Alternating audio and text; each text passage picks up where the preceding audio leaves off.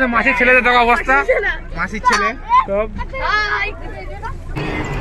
আরেকটা জিনিস দেখা শোনো, আমাদের মাসির বাপ্পাটা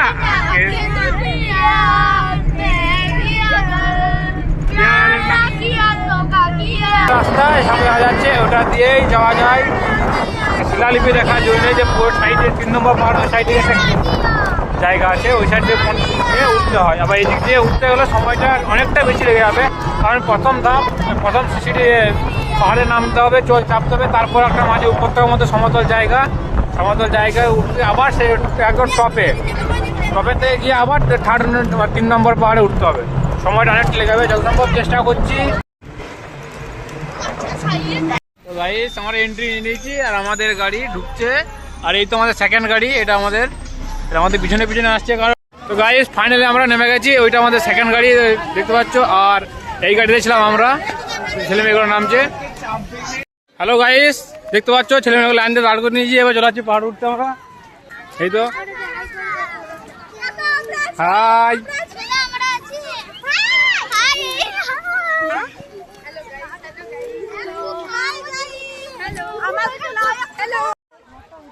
তো আমরা এখন বাচ্চাদেরকে নিয়ে চলেছি। তো আমরা যাব কুসুনা পাহাড়ে, উঠবো পাহাড়ে, আর ছেলে মেয়েদেরকে ওঠাবো।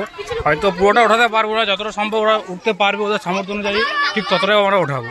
তো আমরা চলেছি কুসুনা পাহাড়ে ওঠার উদ্দেশ্যে, সামনে দিকে এগিয়ে চলেছি। আর এই সারি দোকান, এখন হয়তো পিকনিকের টাইমটা পেরিয়ে গেছে এই সময়টা, আর এখন ভিড়ভাড়টাও খুব কম। এই সময় ঠিক জানুয়ারির শুরুতে এলে এর থেকে আরও ভিড়ভাড়টা দেখা যেত। আর এই তো আস্তে আস্তে আমরা আপে উঠতে শুরু করেছি। আর এই পিছনে আমাদের আসলে সমস্ত বাচ্চা ছেলেমেয়েরা আসছে, দু সাইডে সারি দোকান।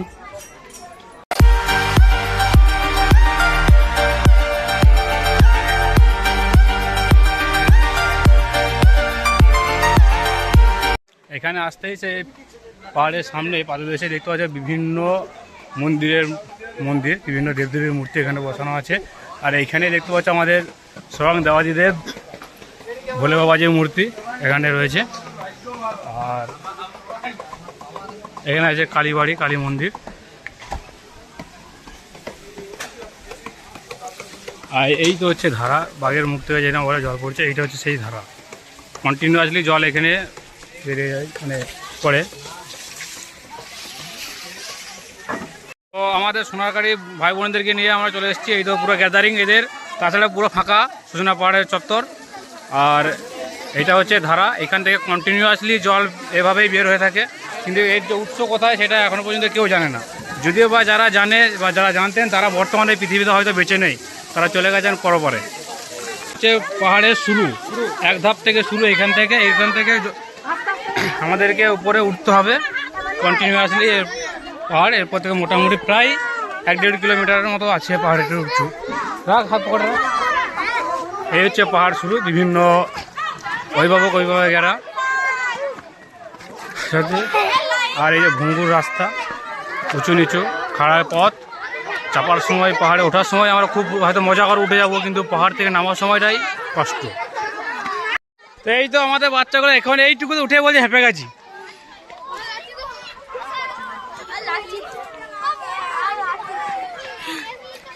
এই তো অর্ধেক উঠে গেছে উপরে। এই হচ্ছে চড়াই উতরা রাস্তা। আর এই তো এবড়ে খেবড়ে পাথর, এই পাথরের উপর দিয়ে আমাদেরকে পাহাড়ের উপর উঠতে হচ্ছে। কী পরিমাণ যে কষ্ট হচ্ছে সেটা আমার কথাবার্তায় তোমরা বুঝতে পারছো, বা শ্বাস নেওয়ার যে কষ্ট তাতে বুঝতে পারছো। আমার এখানে একটা জিনিস হচ্ছে যে যারা পর্বতারোহী, যারা পর্বতে চড়ে, তারা কি লেভেলের কষ্টটা ভোগ করে তার প্রমাণ এখানে বোঝা যাবে। আর হিমালয়ে উঠতে গেলে শ্বাসকষ্ট হবে, অক্সিজেন লেভেল কমে আসবে। আমি এক জায়গায় রেস্ট নেওয়ার জন্য চলে এসেছি। তো আমাদেরকে ব্যাগটা দেখাচ্ছি। এটা হচ্ছে চড়াই, আর এই দেখো পাথরের খান, যারা এই দেখো গাছের খান। আর আমি দাঁড়িয়ে আছি এখানে, ওই যে মেন রাস্তায় দিক হয়ে এসেছি। আর এখানে গাছের নিচে আরাম নেওয়ার জন্য একটু এলাম, কেননা বুঝতেই তো পারছো একটু রেস্ট নেওয়া খুব জরুরি। ফাইনালি আমার যে শরীরের অবস্থা, ঘামটা আমি তোমরা বুঝতে পারছো কী অবস্থা। দেখো সাইড দিয়ে পুরো ঘাম গড়িয়ে এসছে। যারা উঠবে সঙ্গে একটা জলের বোতল নিয়ে আসবে, না হলে ওটা বড় কষ্ট হয়ে যাবে।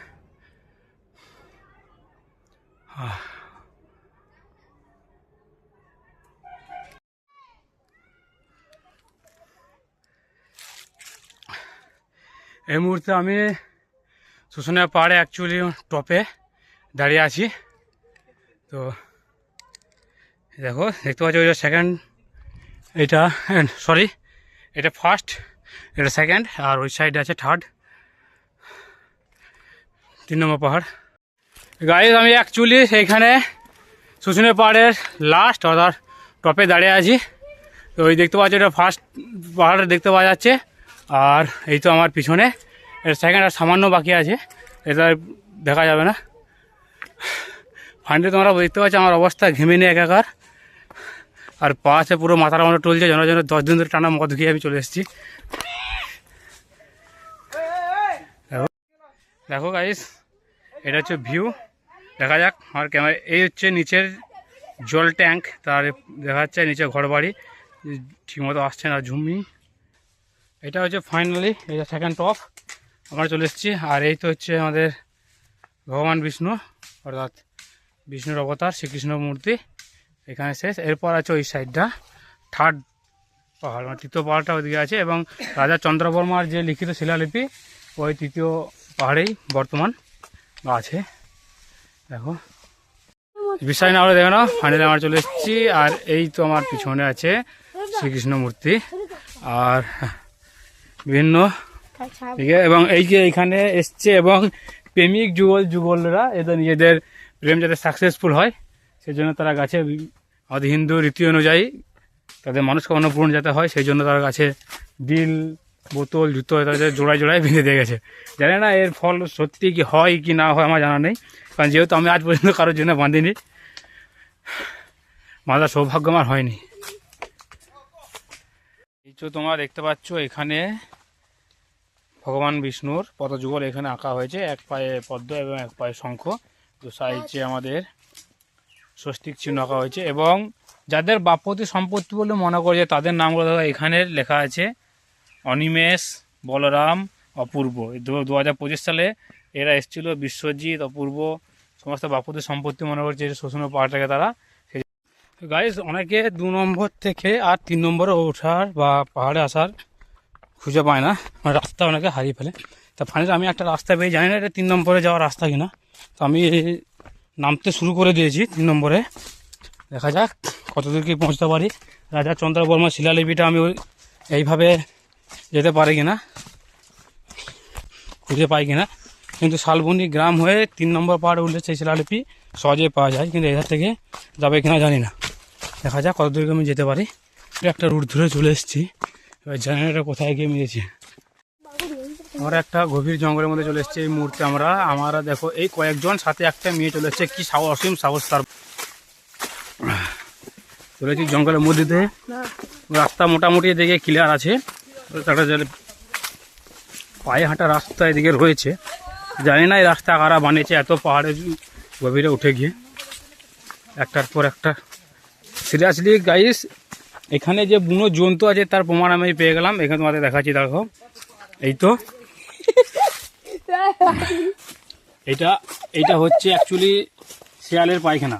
कैसे लोग रहते हैं यार यहाँ।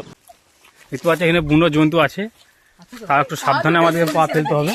দেখতে পেয়েছি ফাইনালি আমরা 3 নম্বর পাহাড়ে চলে এসেছি। আর 2 নম্বর পাহাড়টা তোমাদের দেখা যায়, ভিউটা দেখো এখান থেকে, তোমরা বিশ্বাস করবে না, এটা হচ্ছে 2 নম্বর পাহাড়।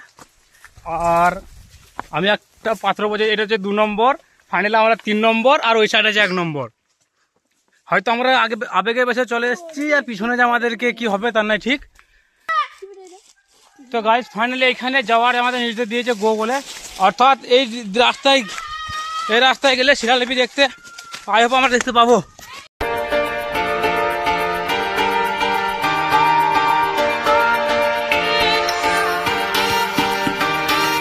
নম্বর পাহাড়ে যাচ্ছি শিলালিপির খোঁজার উদ্দেশ্যে, কিন্তু কি হবে এখনো পাবো কি পাবো না, গুগল ম্যাপে যেটা আমাদের শিলালিপি মার্কেট দেখাচ্ছে সেটা দেখাচ্ছে না।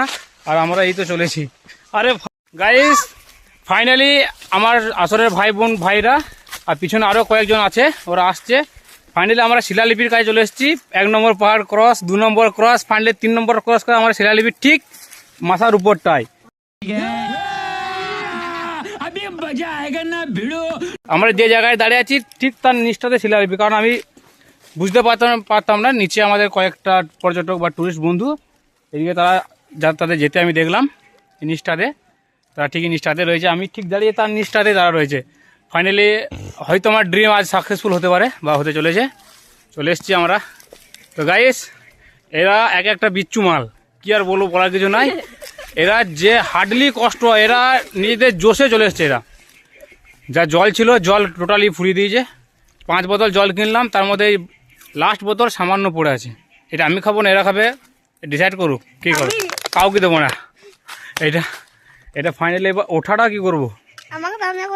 এটা হচ্ছে নিচ, আর এই নিচ থেকে তুললে এটা হচ্ছে আমাদের পাহাড়, আর আমরা আছি এই মুহূর্তে 3 নম্বর পাহাড়ে চলে এসেছি আমরা শিলালিপির কাছে। হ্যাঁ দেখবো, একটা যে অ্যাডভেঞ্চারে নেশায় যে কত মানুষকে পাগল করে দিতে পারে সেটা বোঝা দুষ্কর। তো আমরা চলে এসেছি শিলালিপির ঠিক কাছে। হয়তো আমাকে গিয়ে আমার বড়দের সামনে বা সিনিয়রদের সামনে আমাকে 2-4টা অপমান খেতে হবে, হতে হবে অপমানিত, কিন্তু এই যে অ্যাডভেঞ্চার, এই যে একটা আনন্দ, একটা ফুর্তি, একটা জোশ, এই জোশের কোনো তুলনা হয় না। আমরা ফাইনালি অর্ক দিয়ে ভাই ধীরে দেখো, আমরা প্রায় চলে এসেছি, পুরো খাড়াই উতরায় রাস্তা দেখাচ্ছি তোমাদের রাস্তাটা। এই হচ্ছে রাস্তা, চড়াই উতরার রাস্তা। ওই দিকে একটা রাস্তা ছিল, গেলে মোটামুটি আরও সময় লাগতো। এটা ফাইনালি আমাদের এই রাস্তা দিয়ে গেলে আমরা নেমে যেতে পারবো, কিন্তু একটু কষ্টসাধ্য হলেও আমরা যে একটা জোশ, একটা ফুর্তি মনে, একটা বাঙালি, আমরা মনে করতাম বাঙালিরা খুব ভীতু জাত, কিন্তু বাঙালিরা যা কত বিশ্ব জয় করেছে সেটা অনেকেই অজানা।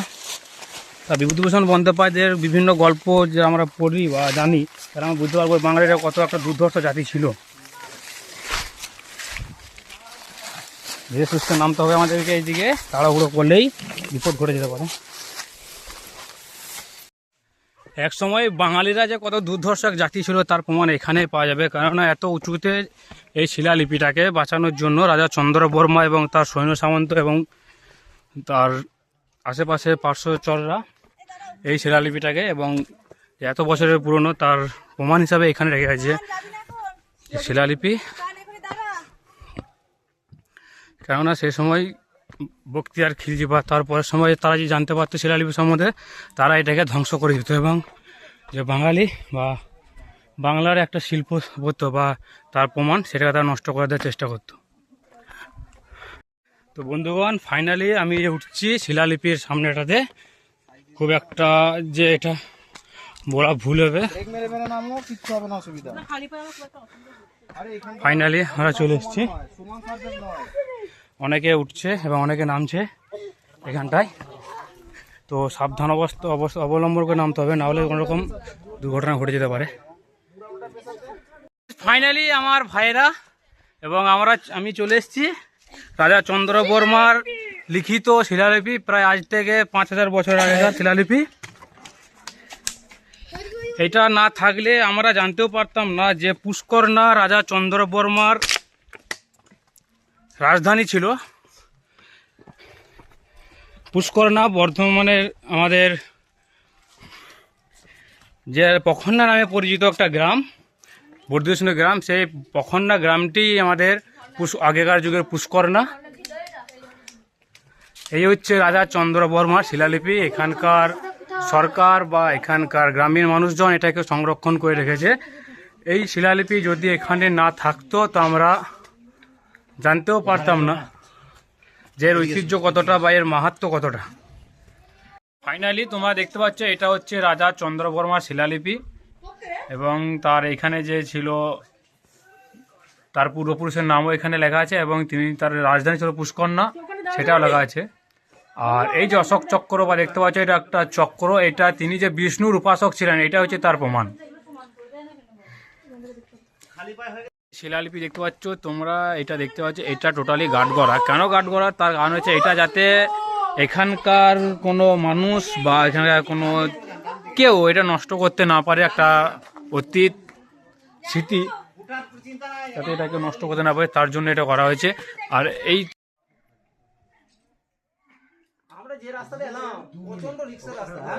ফাইনালি ওই তো ওইখানে আছে শিলালিপি, আমাদের শিলালিপি দেখা হয়ে গেছে, যেটার জন্য 3টে পাহাড় ক্রস করে 3টে পাহাড়েকে চড়ে আমরা চলে এসেছিলাম। বাচ্চা ছেলে মেয়ে ছিল আমার সাথে।